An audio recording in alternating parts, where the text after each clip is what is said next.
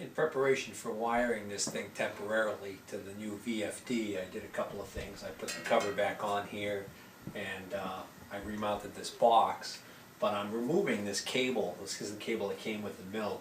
The OD of this cable is way too big to pass through the strain reliefs that came with the VFD, and this is really overkill.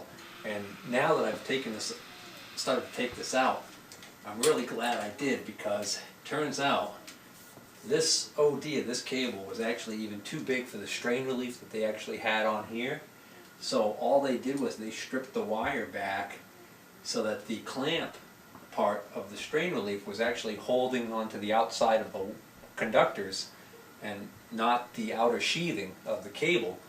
And as I was taking this off and bending the wires, all of the insulation started cracking. It's very dry and brittle. We're going to have to cut these ring terminals off because those wires aren't going to fit, with ring terminals are not going to fit through.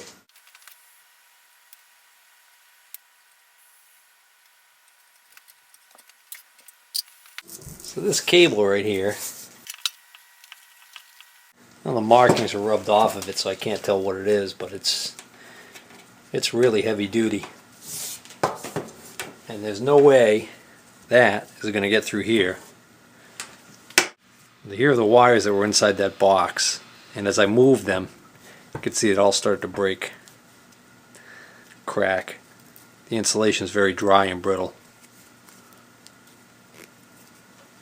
That one's actually not too bad, but look at that.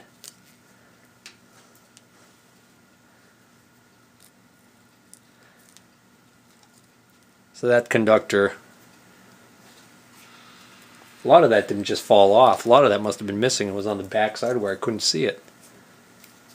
So that was just a accident waiting to happen. So I'm glad I got rid of that. Alright, so I had this nice piece of cable left over. This was for a pump on a hot tub, and it was for a 2-speed pump. That's why it's got a white, black, and red. And we don't need the neutral, so I'm going to cut that right off, just get it out of the way. And now I'm going to install some ring terminals on here. Alright, so who watching this video just realized what I did? I forgot, I'm not making a cable for the input side, I'm making a cable for the output.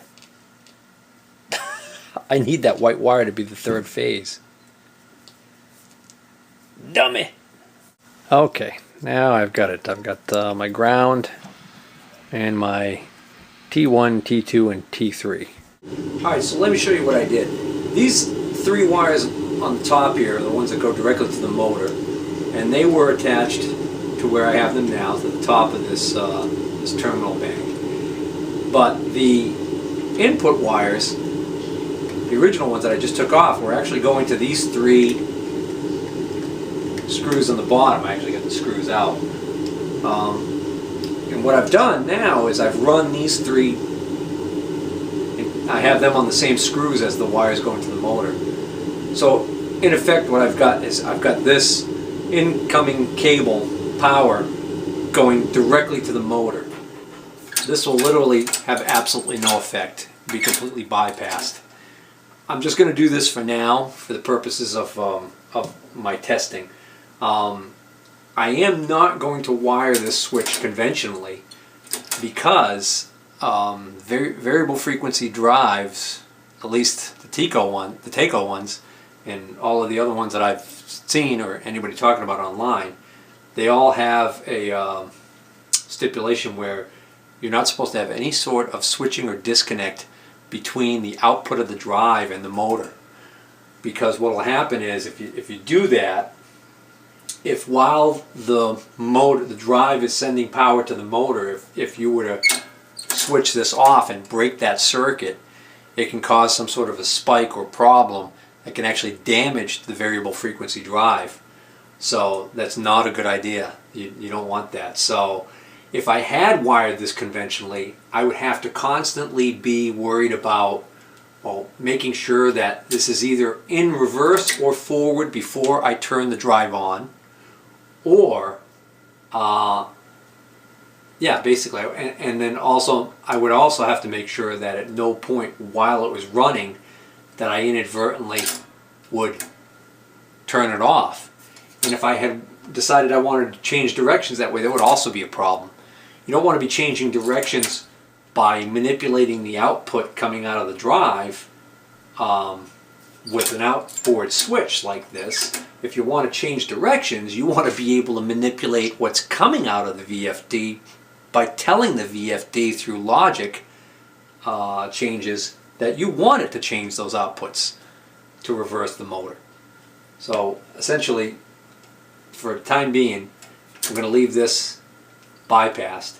If I do end up wanting to use this switch to do the job of sending the logic, changing the logic inputs to the VFD, then what I will do is I will disconnect all of this wiring so that the switch is not hooked up to any of the power wiring, and run some low voltage wiring to some of the contacts here and run those down to the terminal on the VFD, which are for a remote located forward reverse off switch or reverse stop forward, whatever.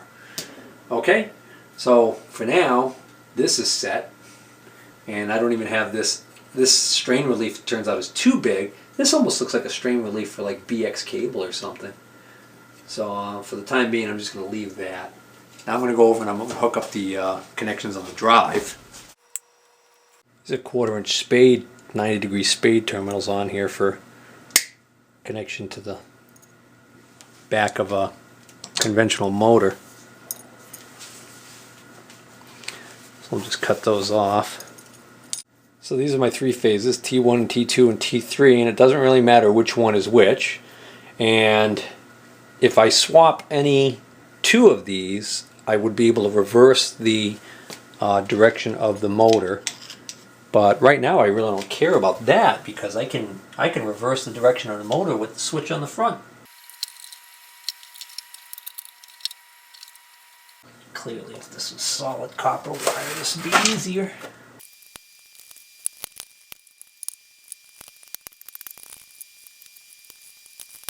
Okay, all I have left to do on my ground connections, I've already got a ring terminal on this one, so that'll be a piece of cake. So I need to find a screw. I can't believe they didn't ship this with a screw in there for the ground. I didn't see it laying in there loose, rattling around, so.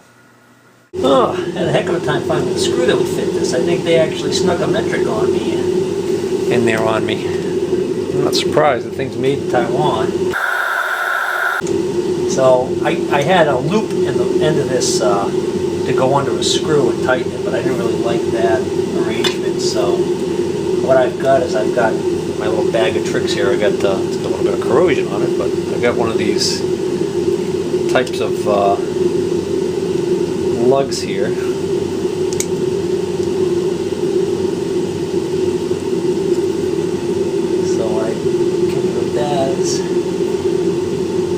That tightens down on the grounding wire. Gives me a hole to run the screw through. It's a little too large, but what I'm going to do is I'm going to put it underneath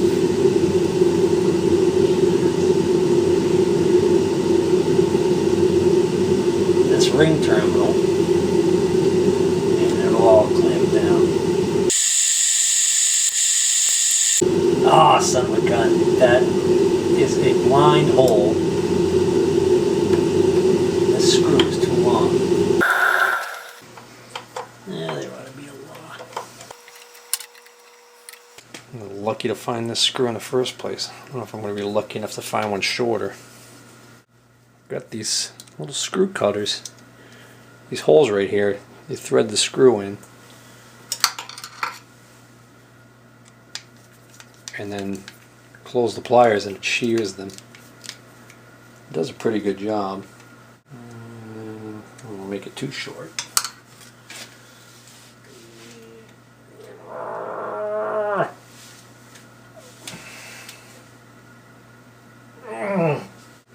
A strong screw. What I had to do is I held it like that and just whacked it with a mallet, and the screw sheared. Hopefully it's short enough now. There we go. Nice tight ground connections. I like it. Alright. T1, T2, and T3. Ground.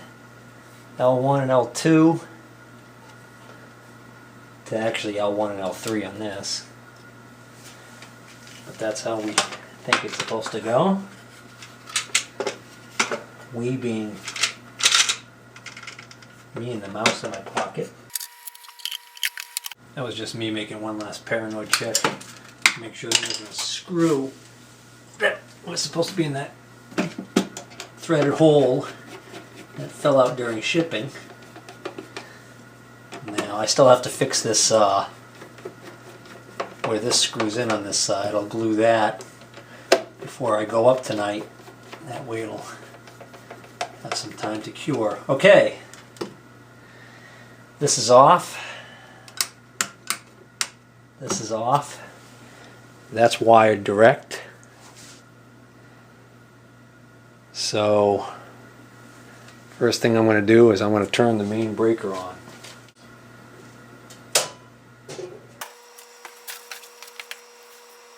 Now nothing happened because I know that there's no power getting to the unit at all because this switch is off.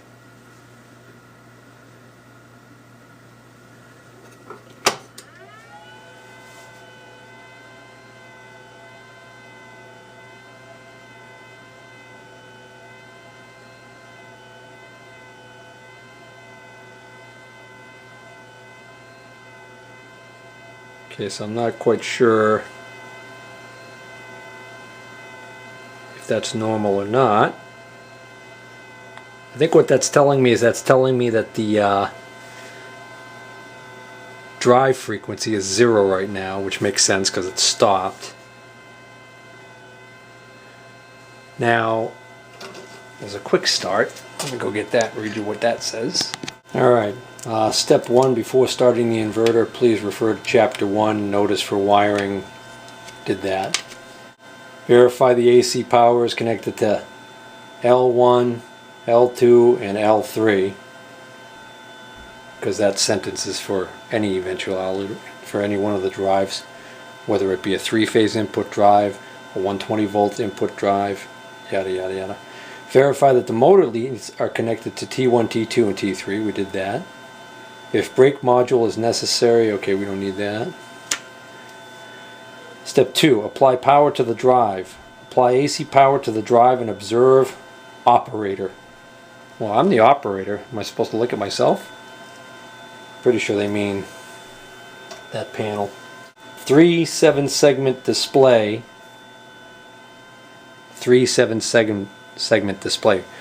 What they mean is this 3-digit 7 LED segment display. Let's see, should show power voltage for 3 to 5 seconds. It did, it said 220. And then show frequency command, factory set 5.00. Well, that says 0.5. It says frequency command of 7-segment display should be flashed all the time. Boy, talk about your broken English. Step 2, check motor rotation without load. Press run key. 7-segment display will indicate 0.0 to 0.5. Such value is the frequency output value. Check the operation direction of the motor. If the direction of the motor is incorrect, press stop key, turn off the AC power supply. After the power indicator LED is off, change over the T1 and T2. Supply the power again and check motor rotation, press stop key. Okay. So if I press this, it should run. And maybe not. Oh, Well, that's doing something, obviously.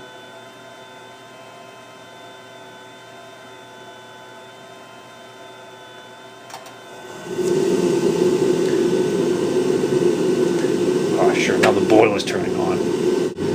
Okay, I think I understand what they mean now. I think I'm supposed to turn this until this is set to 5 hertz or 5.0 hertz, which this is really touchy, so get it right about there, 5 hertz, and then I think I hit the run button.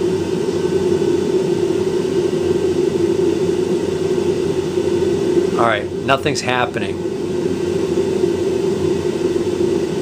So now I think maybe these instructions don't take into account that because it's in the NEMA 4 enclosure, that this already has been wired for this stop, forward, reverse switch, which I have in the 0 position, which clearly would indicate to me stop.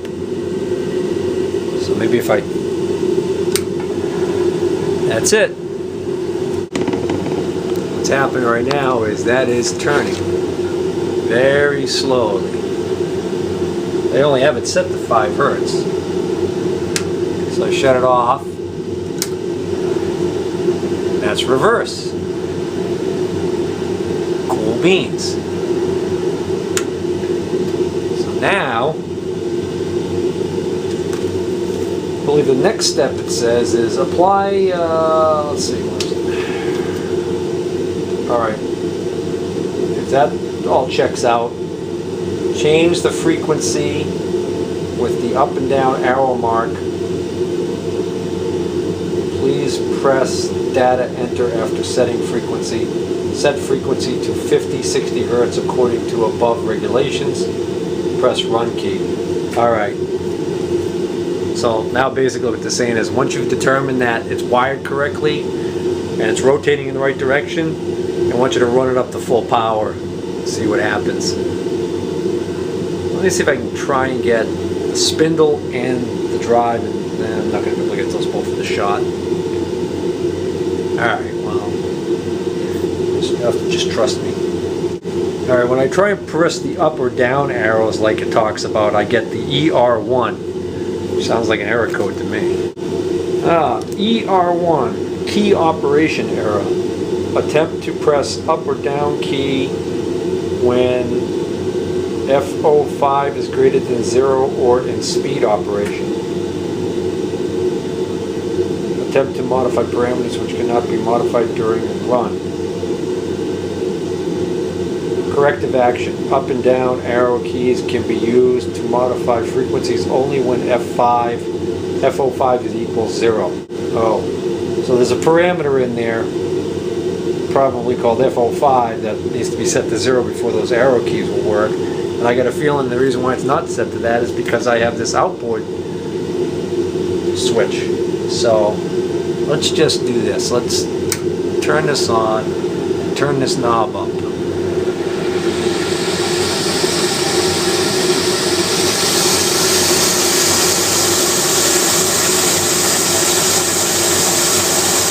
That's 35.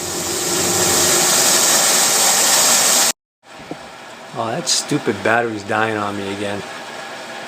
I just did run it up to full power and I don't know, the camera must have shut off and you guys probably missed the whole thing.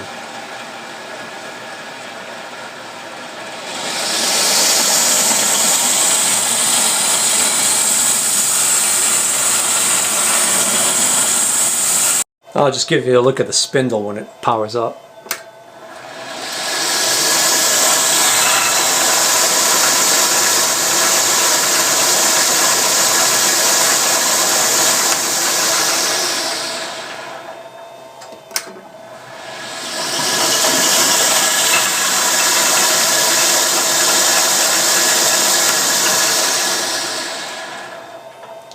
Now I'm going to turn it up to max.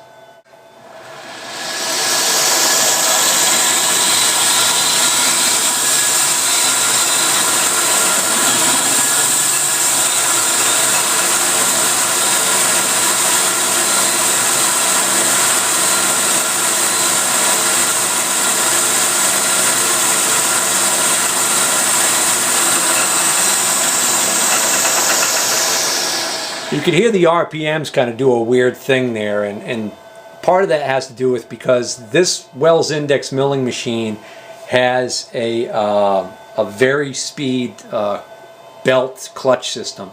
It's got these sheaves, pulleys that move in and out, and what's happening there is as the motor speed changes and that slips a little bit, I'm not quite sure what's going on there. That may have something to do with the fact that I probably need a new belt in there. And then the other thing too is I haven't set the parameters in the drive yet specifically for this motor. What I need to do is I need to take the actual information right off the data plate up there on the motor and put it into certain parameters here, and that'll probably also make it behave more appropriately. You can just see the belt in there. See if we can catch it.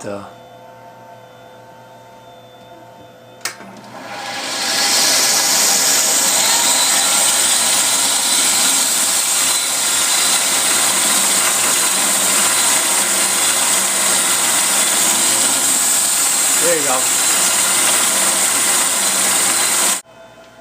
So it shouldn't do that. So I don't know whether or not I should be setting this to a different setting. What this is this is actually the motor speed control. I'm not going to turn it with it not running because you're supposed to have it running while you turn this.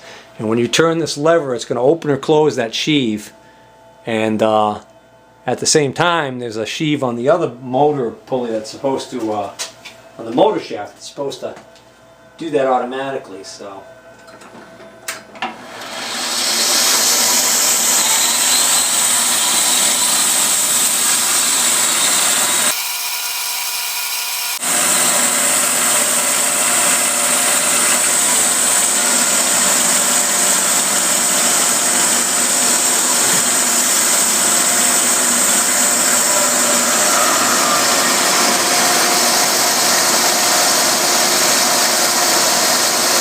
So that's probably, there's two ranges, 150 or 1200. I've got it at maximum frequency, so right now I must have this in low range because it's certainly not running at 1200 RPM. I think what I'm going to do, I'm going to turn this way down.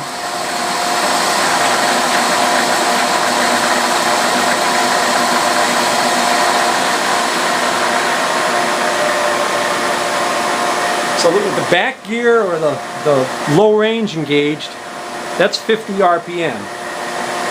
You can see the top of the drawbar, how slow that's moving. Then if I turn the frequency down,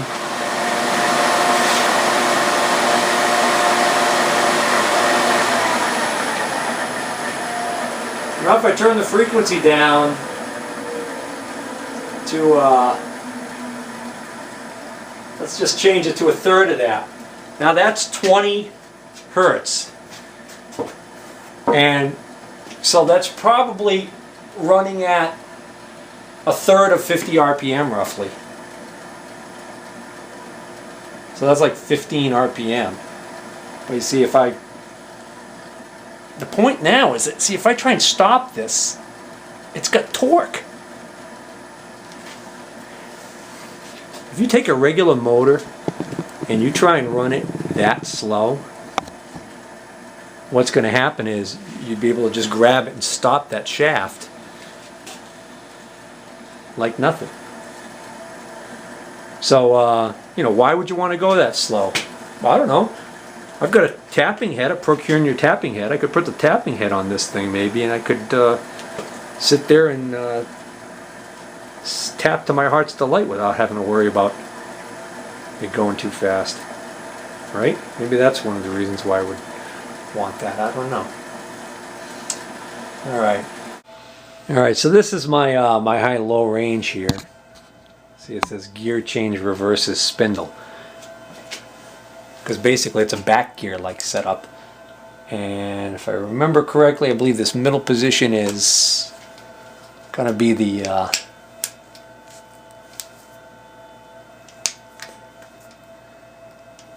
neutral, and then so I think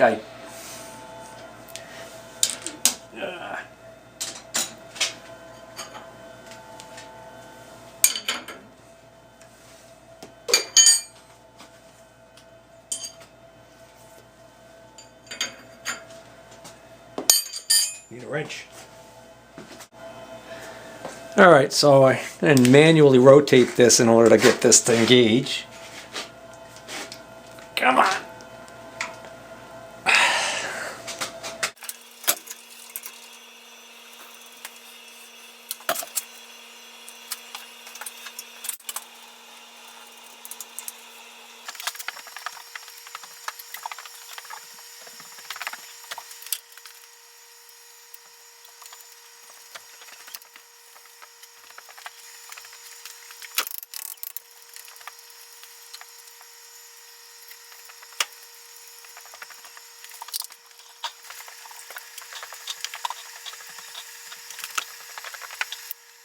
You know, when I was testing this mill before I bought it, it was all hooked up.